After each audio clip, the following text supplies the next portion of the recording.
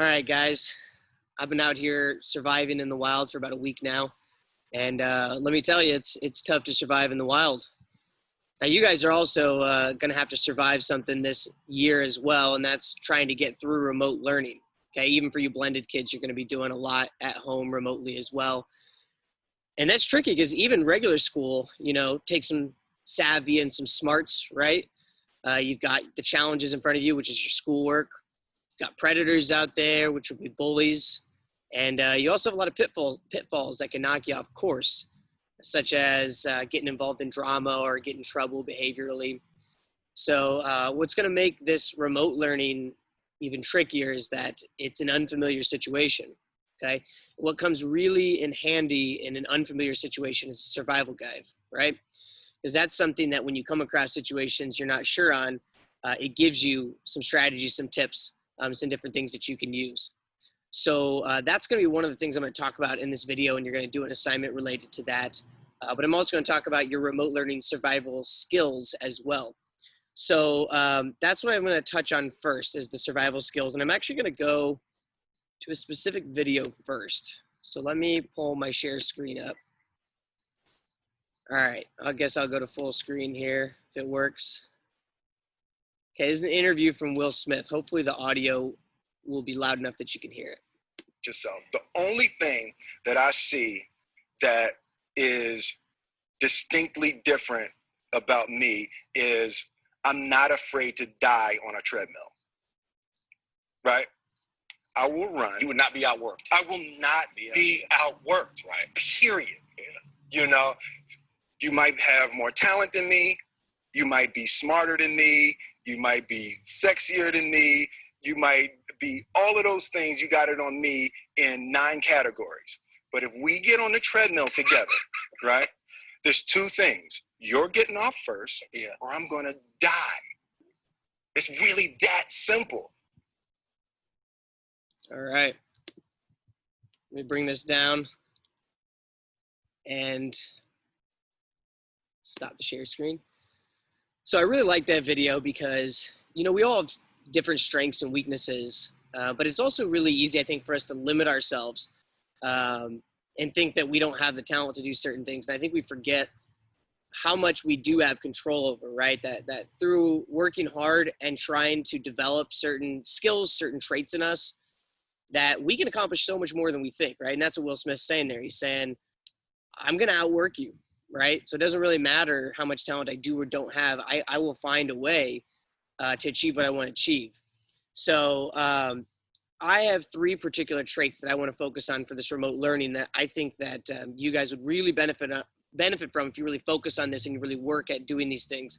And I think whether social studies is your best subject, you feel like it's your worst subject, whatever. I think if you really focus on these traits and you try to use them, you're going to be able to find success. Okay, so I've called the 2 C's and a P. The 2 C's are curiosity and communication, and the P is perseverance.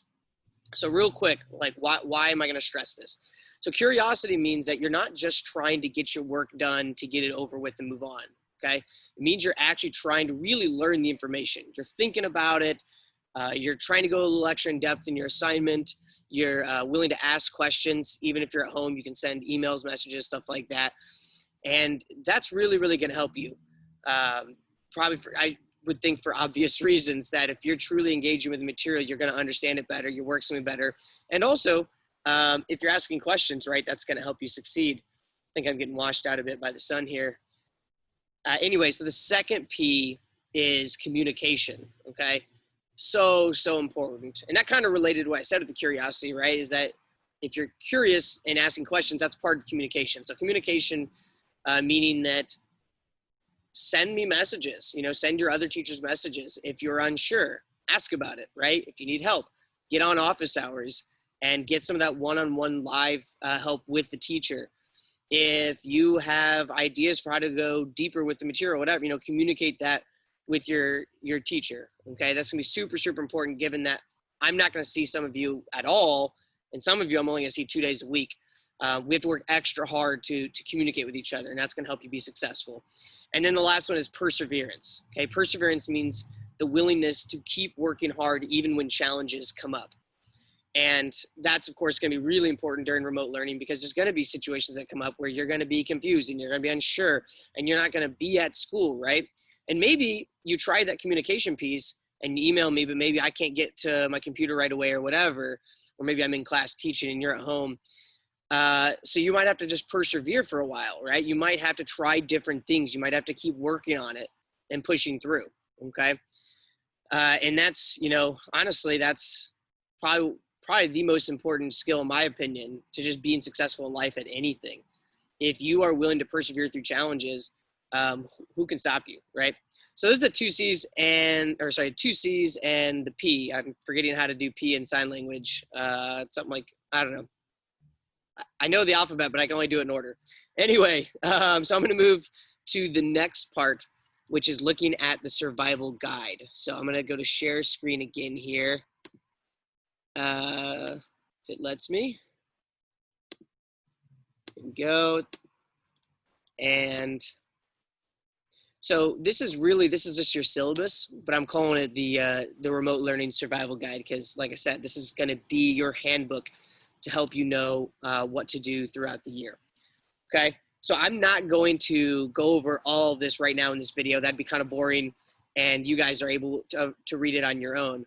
I do want to highlight a couple things just so I can stress them. So the first thing I'm going to go to is some of the academic stuff. Should be in here somewhere. All right, so assignments. So I just want to stress that I'm keeping it simple here, that you can think of any assignment as either being a daily grade or an assessment, okay? So a daily grade means just sort of an assignment we're working on as we're learning the material, as we're going through the unit. And then assessment means either a test or a project or an essay at the end of the unit, where I'm really looking to see, okay, now we've gone through all of it. What did you really learn, okay? And so you do need to know the daily grades are graded, but they're not worth nearly as much, of course, as your assessments, because your assessments is at the end. We've really had a chance to work on it. So it just has a higher weight on those lessons. But those are two terms worth knowing. So your daily grades will be worth 30% of your grade, which might sound like not a lot, but you're going to do a lot of them. So each one really does add up. So it's very important you stay on top of that. And then your assessments are worth 70% of your grade, okay? I want to touch on the grading scale real quick too. The grading scale is pretty much the same as last year, but it's going to look a little different in Skyward. We're marking things as a 3, 2, 1, or 0. So a 3 is like your excellent. So it means like A work, A minus work, like everything was at least proficient, and then some or all was like excellent. So extra thorough, extra complex in the way you thought about and explained things. And then 2 is going to be your proficient, but 2 really does involve sort of what we call B work and C work, right? So getting a 2 means you're sort of like right at that proficient, or you're very close to being proficient. And as the sort of numbers average out over time, then your grade, if it's on the higher end, will fall into like what we call B. If it's on the lower end, it'll fall into a C. But those are all going to fit under 2. And then 1 is what I'm going to mark assignments that just really aren't very close to the mark. Like there's something there. You've understood some of the concepts, but you're really struggling with some of it, or maybe you didn't complete the assignment, stuff like that. And then and that would translate to basically a D at the end of the semester for your grade. And then 0 would be either you didn't complete it all, or you completed only a little bit of it, or you just put in very little effort, right? And that would translate to an F. So I just want you to be aware that when you see every assignment, for the most part, it's going to be marked with one of those numbers. And so now you guys know what that is and what that means. Real quick here, redos, guys, you can redo any assignment for my class period. So whether it's a big assessment or a daily grade, that's fine. Just check with me first so that I can actually help you do a better job the next time, right? If you're wanting to redo it, it probably means you didn't get the score you wanted, which means you need to check with me and find out, well, what did I do wrong and how can I improve that? Okay. I mean, I'll probably give you some comments on the assignment that might help you see what you can work on, but that contact's going to help me give you a chance, give you a little more information on how to do a good job at that. The main thing you have to know though is we always cut that off at the end of the quarter. So if it's a first quarter assignment, anything you want to redo, you have to redo before the end of that first quarter, or it will be too late. Okay, and that's the same with late work. I'm not deducting points for late work because we're sort of in a semi standards-based grading kind of approach here. That being said, it doesn't mean that getting your work in on time isn't important. I do mark every assignment, whether it's on time or late. And that's my way of tracking kind of how you're doing in that particular skill. And that's going to be a piece that'll be used for conversation with your parents or you know, if you're getting a lot of late assignments. And it is something that factors into your behavior report card under participation. So it is something you really should be striving for, is getting your work on time. And then also you should know that it does kind of mess with attendance if you're not getting it on time. So that's just a kind of, I guess, another factor to keep in mind for getting work in on time. And then also, again, I think it's the same thing with the quarter, right? When the first quarter ends, you can't turn anything in that you didn't do for the first quarter. So those will stay zero. So that's like the hard deadline to make sure you absolutely get it in by then. One last thing sort of on the grading front is, oh yeah, sorry, I forgot what I was gonna say. The other thing on the grading front that I wanted to touch on is the question that, you know, I get, and I think a lot of teachers always get in the past, is students will say, well, is this one going to be for a grade, right? I'm just going to I was addressed up front that I'm not going to answer that question, yes or no, because if I say no, that tends to motivate kids not to work very hard on it, which is obviously not the goal, because the goal of education is for you to do work and learn. So I'll just tell you up front, it's probably not worth asking, because if you do, I'm just going to say maybe, maybe not, right? Now, I will tell you, I grade most of the stuff. Occasionally, things here or there, you know, I'll just use it for practice for you guys, and I won't put it in the grade book. But it's not a good gamble, in my opinion, if you try to not do certain assignments and guess that it's not going to be graded, because really most of them are. But yeah, anyway, so I want to address that. I'm not going to read the whole cheating and plagiarism section here. You can read that on your own. I do just want to touch on that. That is a very important thing.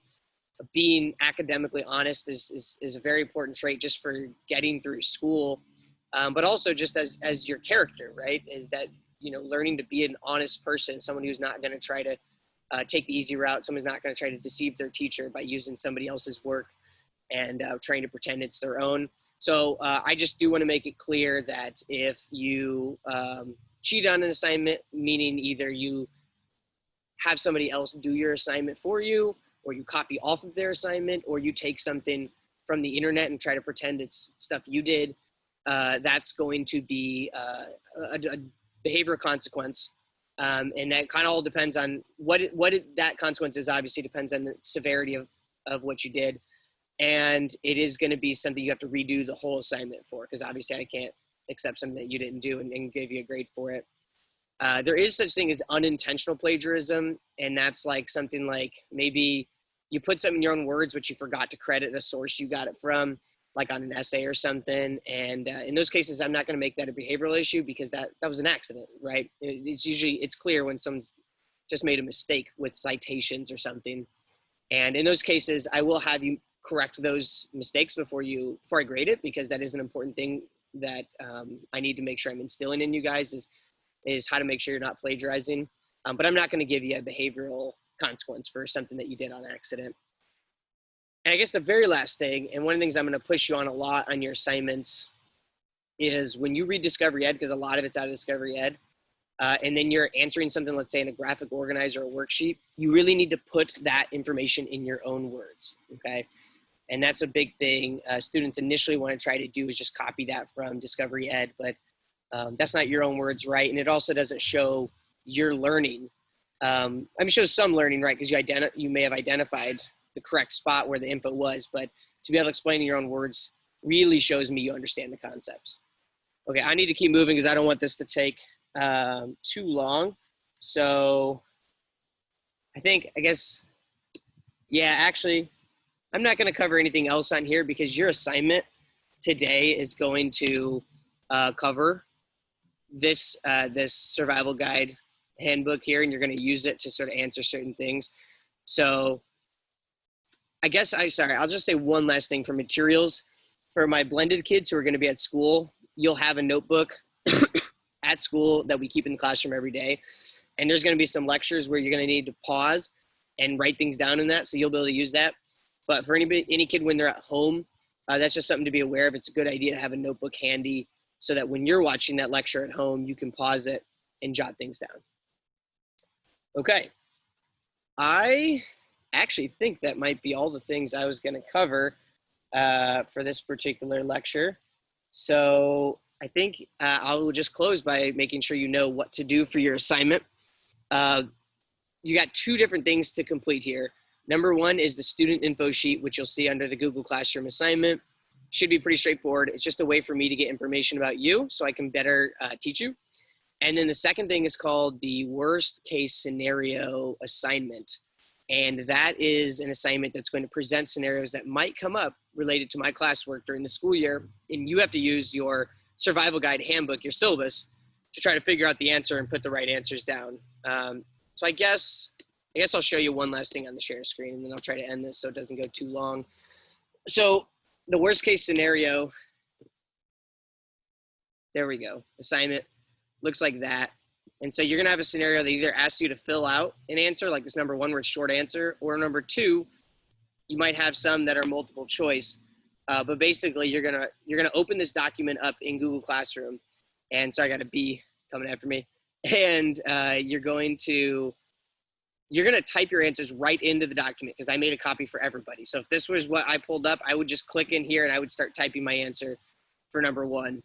But you're gonna have to switch back and forth between that and your survival guide to find the different answers that you're looking for, okay? Once you fill out the entire thing here, it's only, it's actually a little shorter than I was thinking. It's not even quite a page and a half. Once you answer all those questions there, then you'll just click turn in because you've already filled out the document, okay? So again, you got two assignments. Make sure you can complete them both. They're both pretty short, so I put them together. Student info sheet, and then the worst case scenario assignment, okay? Remember that I will be available for office hours from 2 to 3 p.m. every weekday. You can also email me or send me messages through Google Classroom anytime you have a question. All right, I'm looking forward to seeing what you guys have here. Have a great day. I'm signing off.